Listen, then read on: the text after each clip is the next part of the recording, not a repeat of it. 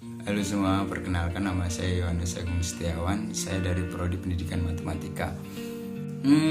Pertama-tama di sini saya akan menyampaikan pandangan saya apa sih terhadap guru yang profesional di era milenial ini. Menurut saya, guru yang profesional di era milenial ini adalah guru yang tangguh dan berkompeten dalam menyajikan pembelajaran yang baik terhadap peserta didiknya, sehingga apa yang kita lakukan atau kita sampaikan di dalam suatu proses pembelajaran itu peserta didik itu dapat menerima dengan baik. Khususnya di era yang sekarang ini terjadi pandemi yang menuntut kita untuk belajar secara jarak jauh, sehingga kita tidak bertatap muka secara langsung di ruang kelas ataupun di mana itu. Nah, kita hanya bertatap muka lewat laptop ataupun media-media yang lainnya. Nah, disitulah guru dituntut untuk lebih kreatif lagi dan lebih tangguh lagi dalam menggunakan teknologi sebagai acuan pembelajaran secara jarak jauh ini, di samping dalam menyajikan materi dengan baik dengan menggunakan teknologi yang sudah ada ataupun menyampaikan pembelajaran itu, proses pembelajaran itu dibuat seinteraktif mungkin. Jadi tetap ada interaksi antara peserta didik dan murid. Oleh karena itu menurut saya pada era milenial ini guru itu sangat dituntut untuk sangat tangguh dan kreatif dan memiliki kompeten yang tinggi dalam suatu proses pembelajaran untuk menyajikan pembelajaran itu dengan baik, sehingga peserta didik itu dapat mengembangkan potensi-potensi yang ada dalam dirinya dalam proses pembelajaran itu dengan baik juga, tidak ada kendala apapun. Dan yang selanjutnya, pandangan saya terhadap wacana dari Kemendikbud tentang pembelajaran tatap muka yang akan dilaksanakan sebentar lagi ya. Nah, pandangan saya itu menurut saya baik. Karena apa? Karena memang kita di samping dari pembelajaran jarak jauh secara daring ini ada poin positifnya untuk mengurangi dari penyebaran pandemi ini, COVID-19 ini. Nah, di situ juga banyak kekurangannya. Misalnya ada sekolah-sekolah yang di pelosok-pelosok itu misalnya kekurangan sinyal ataupun apalah itu, misalnya tidak ada HP dan alat komunikasi teknologi yang lainnya. Nah, kita yang ada di kota, kita yang ada difasilitasi dengan sinyal yang baik, dengan teknologi yang mencukupi, alat-alat elektronik yang mencukupi, itu kan tidak ada masalah. Namun ada beberapa kita sebagian di wilayah Indonesia itu yang masih susah terhadap sinyal, sehingga pembelajaran juga itu akan susah, terasa susah untuk menyampaikan proses pembelajaran. Guru itu juga bekerja keras untuk ya semaksimal mungkin lah, walaupun ya sinyal itu susah kalau di pedalaman atau dimanapun itu. Sehingga menurut saya ya baik untuk dilaksanakan pembelajaran tatap muka secara cepat ini. Karena apa? Karena dengan pembelajaran secara tatap muka itu kita itu guru dengan para murid itu dapat berinteraksi secara langsung, dan disitulah guru dan siswa itu dapat seperti ini, dan guru juga dapat membaca karakteristik dari peserta didik itu, dan guru juga dapat membantu lah istilahnya kan. Di samping menjadi pendidikan, guru menjadi pendorong dalam mengembangkan potensi dalam peserta di diri peserta didik masing-masing toh.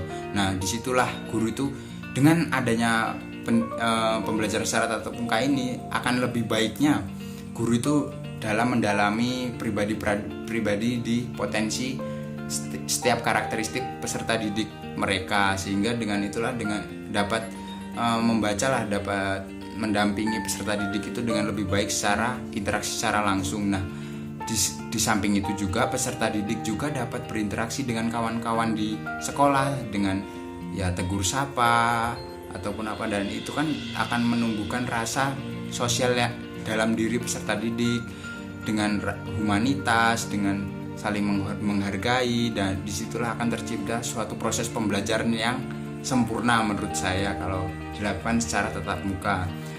Interaksi guru dengan murid terjalin dengan baik, interaksi murid dengan guru terjalin dengan baik, antara peserta didik dan peserta didik juga berjalan dengan baik. Nah, itulah alasanku mengapa aku setuju bahwa pembelajaran itu perlu dilakukan secara tatap muka. Karena apa? Kita juga kan di sini sudah harusnya tidak ya khawatir boleh, namun harusnya sudah ada rasa aman lah. Kalau apa kan kita sudah akan divaksin tuh. Nah, dengan divaksin itu kita akan menumbuhkan percaya diri kita dalam kita sudah divaksin, kita akan kuat. Walaupun kita perlu menjaga protokol kesehatan, tetap kita harus berdampingan dengan COVID-19 ini, karena ya itu pandemi ini nggak bisa kita halangi dengan apapun ya. Intinya kita divaksin, kita dapat melakukan aktivitas kita ya, walaupun nggak seutuhnya kayak seperti dulu harus menggunakan protokol kesehatan, namun ya setidaknya kita dapat sekolah dengan secara tatap muka, ataupun kita dapat beraktivitas di luar dengan ya hampir kayak seperti dulu, namun tidak kayak seperti dulu. Nah, itulah dia mengapa aku setuju bahwa pembelajaran secara langsung ini dapat dijalankan dengan baik ke depannya, yang tatap muka secara langsung di sekolah. Karena itulah dengan adanya vaksin dan yang lain-lain yang selanjutnya teman-teman mengenai visi misi dari Sanata Dharma itu, yaitu menjadi penggali kebenaran yang unggul dan humanis demi terwujudnya manusia yang semakin bermartabat. Nah, di situ saya mendalami visi misi tersebut itu memang benar. Visi misi di Sanata Dharma itu menjadikan manusia itu bermartabat dan humanis. Karena apa? Di dunia perkuliahan di Sanata Dharma itu tidak melulu dituntut untuk kita itu ya, kalau kita sebagai mahasiswa kan kita dituntut untuk belajar sebagai mahasiswa untuk menyelesaikan studi kita di Sanata Dharma. Namun di lain hal itu kita itu juga dituntut untuk aktif dan berperan dalam organisasi-organisasi di dalam kampus. Contohnya kita itu mengikuti kepanitiaan, terus mengikuti kepanitiaan organisasi di dalam lingkup kampus maupun UKF yang ada di kampus tersebut. Nah, dengan di situ kita juga akan membuka diri kita untuk mengembangkanlah jiwa kepemimpinan kita, kepribadian kita di dalam organisasi itu, tumbuh kembang kepribadian kita, dan menciptakan kepribadian kita itu agar terbuka terhadap banyak hal, orang lain, terus orang-orang di sekitar kita yang baru kita kenal. Nah, karena apa? Karena menurut saya kita sebagai manusia yang sosial, kita itu perlu mengembangkan jiwa sosial kita terhadap orang-orang di sekitar kita, baik kehidupan di kampus. Nah, dengan begitu kita itu dapat menggali dan mengembangkan jiwa sosial kita di suatu organisasi di kampus-kampus kita Sanata Dharma. Nah, di lain hal itu juga kampus kan menyediakan ruang bagi mahasiswanya untuk berkreasi sekreatif mungkin lah di dalam UKF itu. Nah, di situ kita dituntut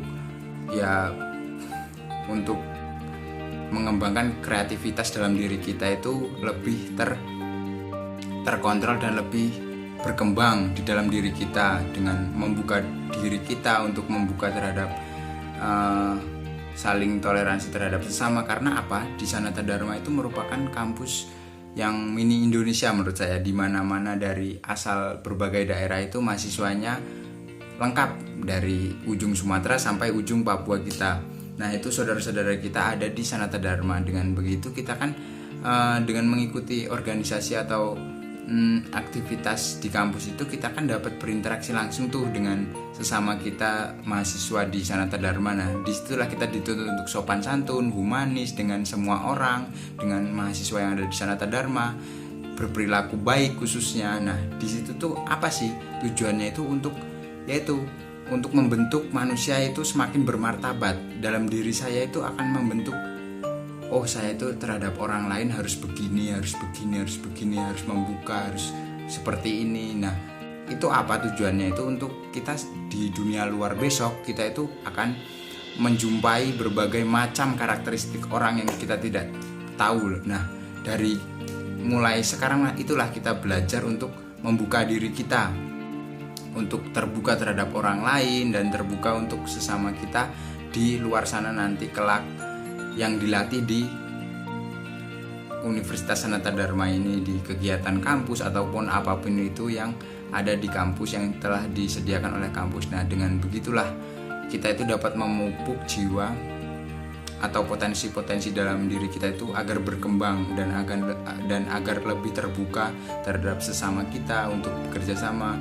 Namun juga tidak lepas untuk tuntutan kita sebagai yang kita kan mahasiswa, nah kita itu studi di Sanata Dharma itu harus diselesaikan juga. Di samping itu kita mengembangkan potensi-potensi yang lainnya yang perlu kita kembangkan di wadah-wadah yang telah disediakan di Sanata Dharma, entah UKM, entah organisasi ataupun kepemimpinan kepanitiaan yang ada di Sanata Dharma, di kampus, prodi ataupun fakultas dan yang lain-lain, dan masih banyak lagi. Nah, disitulah kita akan menjadi pribadi yang bermartabat serta humanis dalam menciptakan proses perkuliahan selama kita studi di Sanata Dharma itu dengan baik, dan kita mendapatkan makna dari situ. Kita kuliah mendapatkan makna, mendapatkan pengalaman yang banyak. Nah, disitulah dia visi dari Sanata Dharma yang aku maknai di dalam diriku.